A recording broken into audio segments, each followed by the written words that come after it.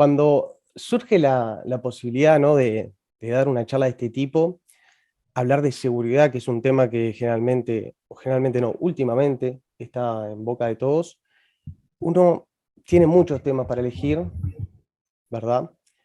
Y podría arrancar por el principio, ¿no? Decir, bueno, ¿qué es la seguridad de la información? Irse bien desde el principio, lo que es el dato, qué es la información, de ahí pasar a lo que es la seguridad de la información y, bueno, los pilares y demás que la conforman a la seguridad de la información. Pero en este caso queremos irnos un poco más a algo más práctico y más utilizable por todos ustedes, ¿no? Que es algo llamado superficie de ataque. Porque es mucho más práctico y a ustedes les va a sonar que tiene mucho más sentido y mucho más relación con lo que ustedes hacen día a día. Bien, antes de empezar ya con las definiciones ya de una, me gustaría irnos al principio de todo esto, ¿no? Porque últimamente la seguridad está en boca de todos, que hackearon a tal, y que hackearon a tal empresa, y que pasó tal cosa, y que en Uruguay, y que en Estados Unidos y demás, pero nos podemos ir muchísimos años atrás. ¿Todos saben lo que es esa imagen? ¿Saben lo que están viendo ahí? Les voy a pedir si se animan a escribir por el chat o igual se desmutean un segundo y me cuentan si es que saben. Bien, ahí Jorge rompiendo el hielo, me encanta. Bien, exactamente. Eso es un telégrafo. El telégrafo lo inventó Marconi, en teoría. Bien, no quiero entrar en ese tema. Marconi, Guillermo Marconi, Premio Nobel de Física. Bien, él fue el que inventó el telégrafo. Ahí por el año 1903 estaba desarrollando lo que era el telégrafo sin hilos, bien, inalámbrico. Y en 1909 ganó el Premio Nobel de Física por ese invento. En 1903, cuando lo quería probar el teléfono sin hilos, había unos temitas de, che, ¿y no será que pueden interceptar el mensaje? ¿No será que lo pueden interrumpir o se pueden meter en ese mismo canal si se quiere? Ya había en aquel entonces cierta preocupación por la seguridad. Y acá es donde entra otro actor que se llamaba, si siguiera vivo sería un gran logro, se llamaba John Neville Maskelyne.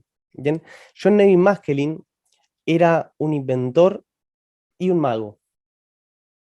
Dentro de sus inventos, él inventó la cerradura de pago para los baños públicos, por ejemplo, y además tenía una empresa de máquinas de escribir del mismo nombre, ¿no? Maskelyne. Y él, como mago, ¿verdad?, se interesaba por la tecnología y demás para poder hacer sus ilusiones. Entonces, en 1903, eh, Guillermo Marconi estaba esperando un mensaje a través del telégrafo de un señor Fleming, también físico, precursor de lo que es la electrónica, y John Neville Maskelyne estaba a 50 metros de donde iba a recibir Guillermo Marconi el dichoso mensaje. Y con una antena pudo interceptar el canal y mandar su propio mensaje en lugar de que lo recibiera Guillermo Marconi, el mensaje de Fleming que estaba en el Royal Institute de Londres. Bien, el mensaje decía insultos, como cualquier broma que podríamos hacer hoy en día, nada más que en aquel entonces mucho más elegantes los insultos. Pasó en código Morse diciendo ratas, ratas, ratas y alguna cosa más. Muy elegante para la época, pero no dejaba de ser un hackeo, ¿no? Lo que hoy conocemos como hackeo. Ya en aquel entonces, que se habían preocupado un poco por la seguridad, cuando surge la seguridad, surge lo que llamamos superficie de ataque. Y ahora sí, ¿qué es la superficie de ataque? La superficie de ataque son todos aquellos elementos que son susceptibles de tener una vulnerabilidad y por lo tanto que esa vulnerabilidad puede ser explotada por un tercero con malas intenciones. Bien, se divide en tres tipos de superficie de ataque. La superficie de ataque digital, que entendemos por superficie de ataque digital, digamos, en una empresa puede ser todo lo que está de cara a Internet, ¿bien? Como puede ser un firewall, puede ser, ¿por qué no? puede ser un access point que tira Wi-Fi en un lugar público, en una empresa, ¿verdad? Eso que cualquiera puede ir y puede intentar conectarse o conectarse si es público. Bien. Tenemos superficie de ataque física, que son todos esos elementos físicos que pueden ser vulnerados por una persona. Sin irnos muy lejos, la puerta, ¿no? La puerta es uno de los elementos de la superficie de ataque física, porque puede venir una persona, tratar de forzarla y entrar al lugar, ¿verdad? Al edificio, o al establecimiento o lo que sea. Y después tenemos la superficie de ataque humana, las personas. Las personas también somos susceptibles de que nos exploten, digamos, algunas vulnerabilidades que tenemos. ¿Bien? A mí puede llamarme ahora, bueno, ahora no, pero no lo voy a atender porque estoy con ustedes, pero podría llamarme una persona de un número que por ahí no conozco, atiendo el teléfono y se hace pasar eh, por un allegado al lugar donde trabajo, o por un cliente, o por un proveedor, o por quien sea, y a través de engaños, bien, de lo que llamamos ingeniería social, podría convencerme de que le pase determinada información que pueda llegar a ser de su interés. ¿Bien? Entonces ahí está explotando mi condición humana. Entonces, bajando un poco esto a tierra, ¿no? Bajando esto un poco más a tierra. Imagínense la superficie de ataque en su casa. Bien, entonces, ustedes tienen una alarma, ¿bien? Que es digital, que la tienen configurada y demás. Bueno, parte de su superficie de ataque digital puede ser esa alarma, ¿no? Que la tienen conectada, el celular, está todo conectado hoy en día, entonces tienen posibilidad de acceder a través de Internet, o una cámara IP, que tienen posibilidad de acceder a través de Internet y demás. Bueno, eso es superficie de ataque. Esa cámara podría otra persona desde afuera, en caso de que tenga una vulnerabilidad, entrar a esa cámara y dejarlo sin videovigilancia en su casa, dejarlo sin alarma y demás. En su casa, seguimos en el mismo ejemplo. ¿Cuál es la superficie de ataque física? Bueno, nosotros hoy en día ponemos puerta, reja, reja sobre reja, con cómo están las cosas, ponemos cercado eléctrico y demás. ¿Por qué? Porque estamos protegiendo todos esos lugares que entendemos por los cuales puede entrar una persona a nuestra casa. Y en las organizaciones y en las empresas es igual, es exactamente igual.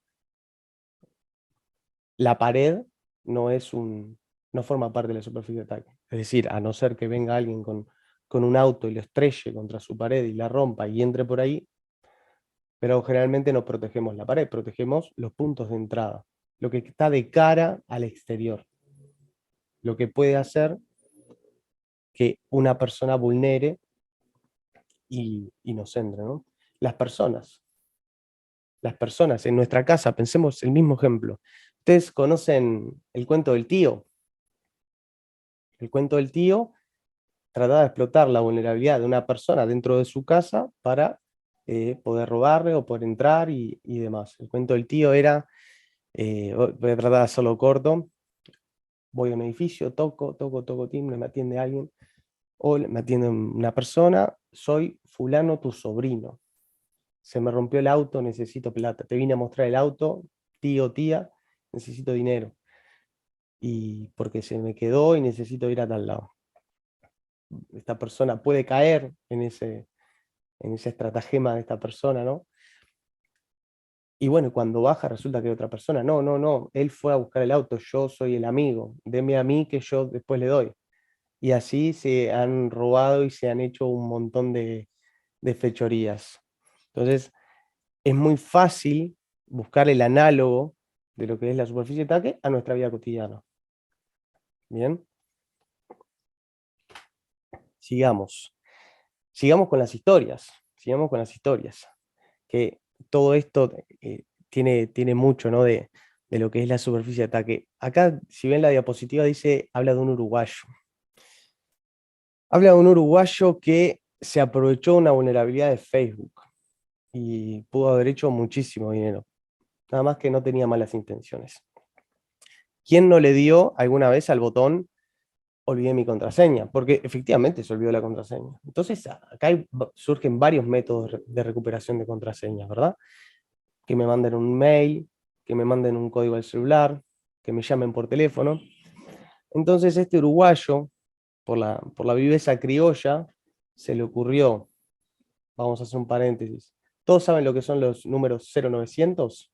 Son unos números que yo puedo registrar en Antel y que cada vez que llaman a ese número, a mí me pagan. Así como la persona que hace tarot en la televisión.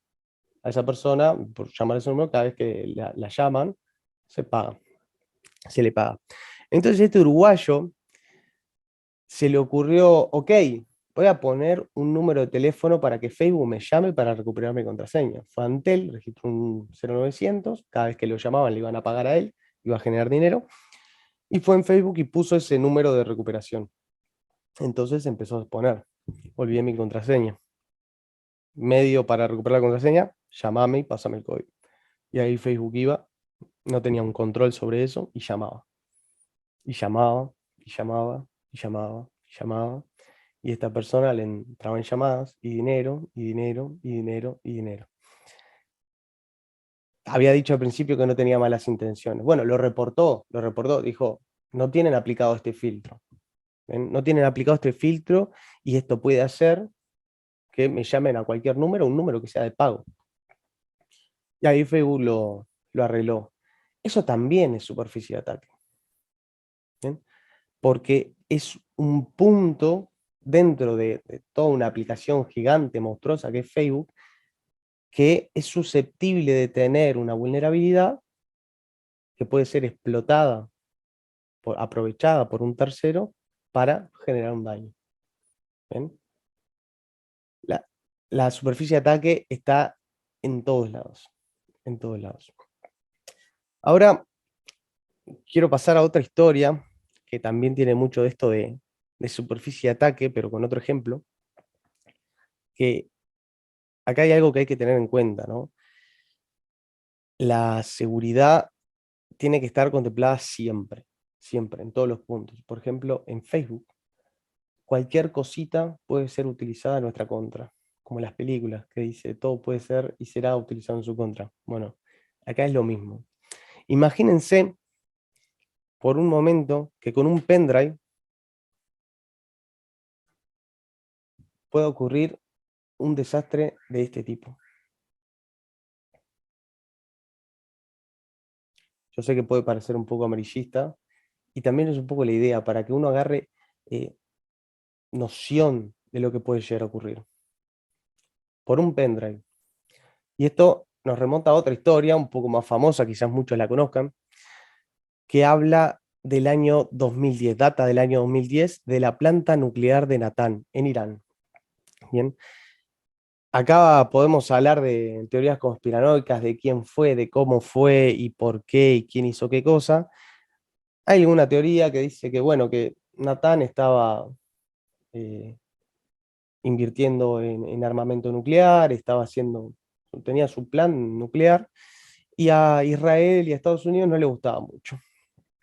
Entonces, a raíz de eso, se dice que se creó un virus, que es el primer virus que tiene un impacto en algo físico. ¿Cómo fue este caso?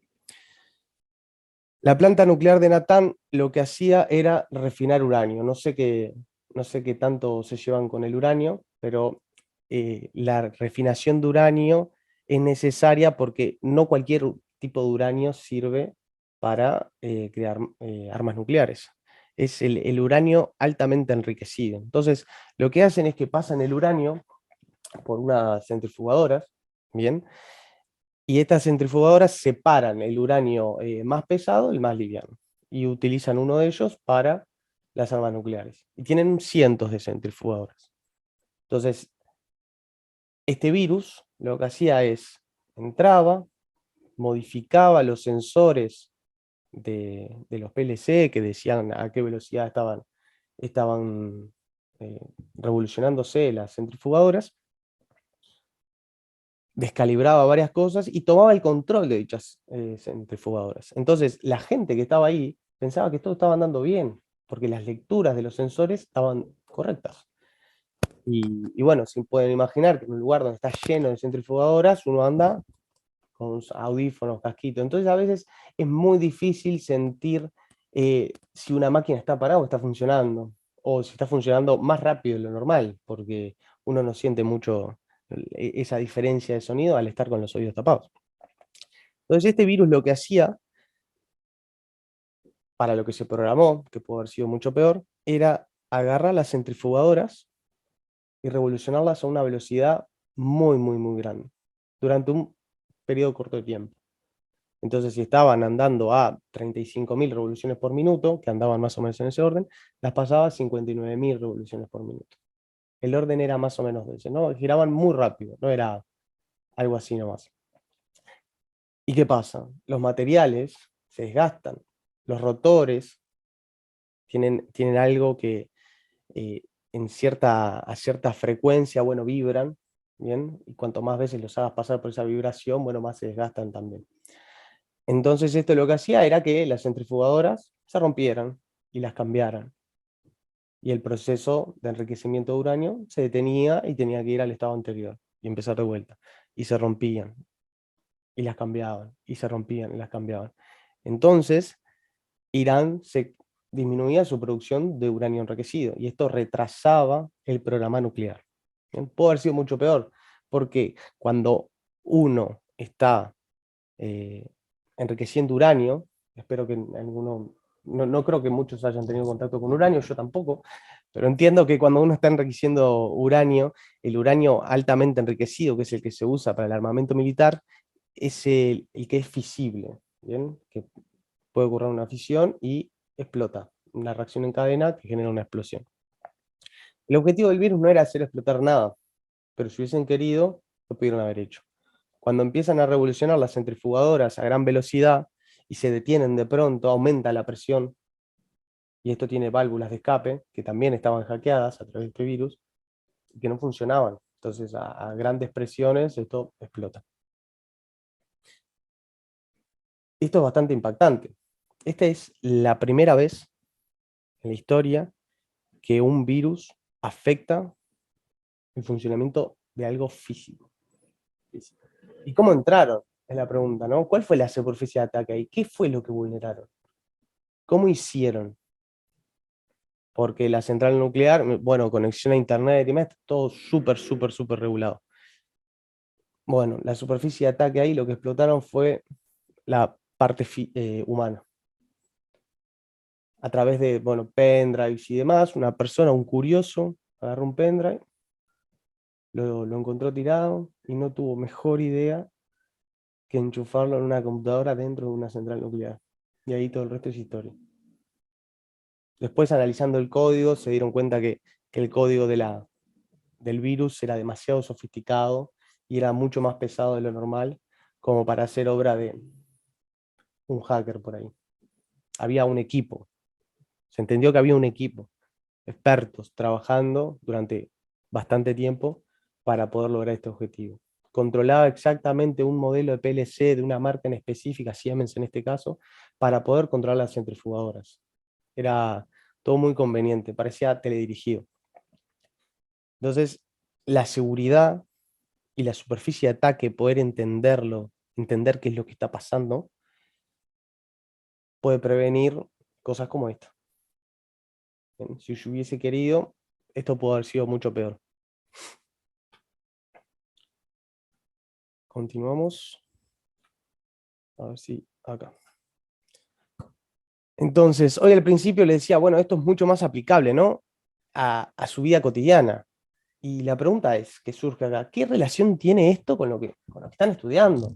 Con lo que están estudiando. Entiendo que acá hay personas que eh, están más vinculadas o menos vinculadas al mundo de seguridad, quizás alguno ya trabaje en eso, quizás alguno entró por mera curiosidad para entender qué es lo que está pasando, de qué se trata esto de superficie de ataque. Y bueno, pero yo estoy estudiando informática, yo quiero ser desarrollador web, yo estoy estudiando electrónica, yo creo que quiero crear circuitos y un gran etcétera, ¿no? Entonces, ¿qué relación tiene esto? La superficie de ataque. Y es que a veces no, yo diría siempre, la seguridad tiene que estar desde el vamos. desde el que uno empieza, desde el momento que uno empieza a crear algo, o empieza a trabajar en un proyecto, el desarrollo de una página web, el desarrollo de un nuevo circuito, lo que sea. Tiene que estar desde el vamos. Porque que creo que muchos acá lo tendrán en cuenta, que habrán dicho, no es un bug, es un feature. Ok, y esas cosas hay que tenerlas controladas, porque a veces esos bugs, esos features, pueden ir una persona y usarlos de una manera que nosotros no teníamos pensado. Mañana, algunos de ustedes, desarrolladores o ingenieros electrónicos, pueden terminar trabajando en Cisco, desarrollando un nuevo firewall, programando la interfaz de un nuevo firewall, de un nuevo switch, de lo que sea. Y ahí la seguridad es importante. Cuando ustedes estén diseñando ese tipo de soluciones, ese hardware o lo que va corriendo en ese hardware, es importante tener en cuenta la seguridad. Porque si no, va a pasar esto. Una persona va a encontrar una manera de usar algo de una manera que no fue pensado. Ustedes desarrollan una página web y el login lo piensan funcional. ¿Bien? Usuario, contraseña, listo. Pero a veces no es tan trivial, a veces no es tan simple. O sea, está mega estudiado lo del login, eso seguro lo tienen súper sabido, pero uno está desarrollando un login en una página web y no puede hacer todo así nomás. Porque uno piensa, bueno, acá la gente viene, pone su usuario, su contraseña y entra. No tiene mayor ciencia, mayor complejidad. Bueno, pero depende cómo lo hagamos, puede venir un curioso y decir, bueno, ¿y qué pasa si intenta hacer un SQL injection porque no están los controles necesarios puestos, ¿verdad? Para que esta persona no interactúe directamente con la base de datos? Puede ser muy básico para muchos de ustedes y algunos quizás no me entenderán tanto, pero esas cosas pasan, esas cosas pasan. Parece que está todo estudiado, todo súper sabido, pero a veces creamos cosas, se hacen cosas nuevas que tienen esos detalles porque a nadie se le ocurrió que en vez de usarlo para lo que estaba destinado, se le dio otro uso, como lo de Facebook. El que desarrolló esa parte dijo, bueno, acá me van a poner un número para recuperar contraseña. No tiene nada de malo, ¿no? ¿Qué puede pasar? ¿Qué es lo peor que puede pasar? Y como ese campo no tenía un control, fueron y pusieron un 0900. ¿Bien?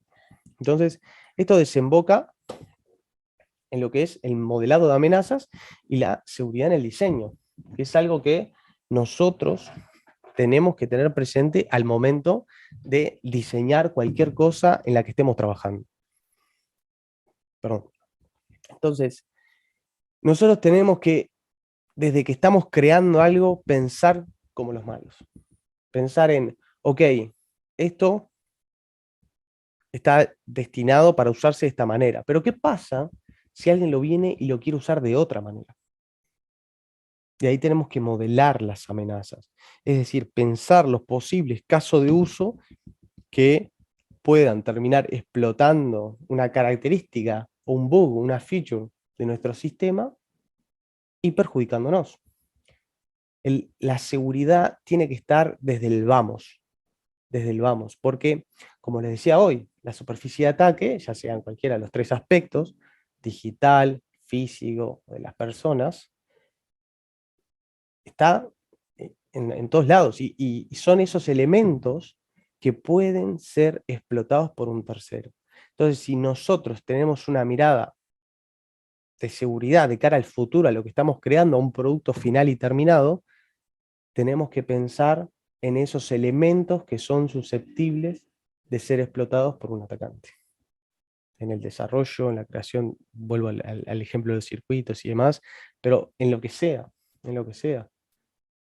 Piensan que esto solo tiene que ver con las carreras que tienen que ver con tecnología, pero en realidad, como les contaba hoy también, la superficie de ataque de los humanos, a veces los procesos y procedimientos son susceptibles de explotarse. A veces hay vacíos en los procedimientos, puede haber en cualquier cosa que se imaginen. ¿Bien? Por eso es importante desde el vamos estar pensando, ok, esto lo tengo que hacer así, pero hay que pensar siempre ¿Y qué pasa si viene alguien? A veces puede ser un poco tedioso, ¿no? Porque uno está como que siempre buscándole el pelo al huevo, pero no hay otra, no hay otra opción, no hay otra opción. Acá les voy a preguntar, ¿alguno cuando se sube a un ascensor tiene miedo?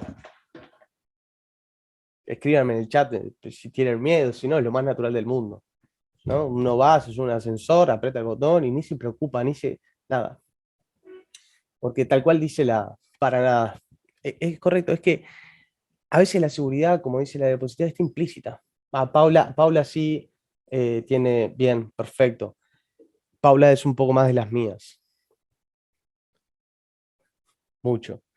Es que a veces la seguridad está implícita, ¿no? Uno no piensa en se va a caer, uno se sube porque confía. En muchas cosas, muchas cosas que hacemos habitualmente, uno las hace porque confía en que todo va a estar bien. Depende del ascensor, dice alguien. Muy bien, muy bien. A mí, particularmente los que son herméticos no me gustan mucho, me gustan los de reja, pero porque no me gusta sentirme encerrado. Pero volviendo, uno hace muchas cosas en la vida cotidiana pensando con la seguridad, vaya la redundancia, de que no va a pasar nada, porque uno tampoco puede vivir con miedo. ¿Ven? Pero por ahí, en cosas que tienen que ver con nuestra seguridad física, nosotros somos un poquito más cuidadosos.